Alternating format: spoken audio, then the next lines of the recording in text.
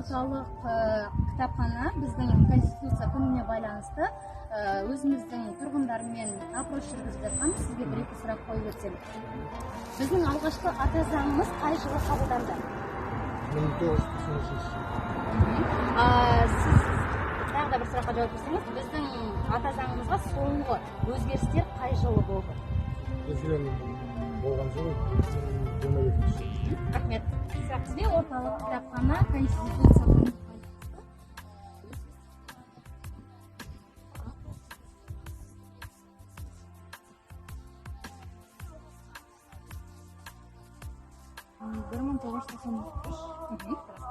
екінші сұрақ, біздің ата заңымыз қанша бөлімнен және қанша баптан тұрады?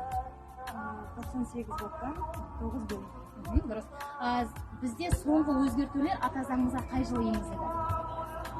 Соңғы өзгертулер. 2022.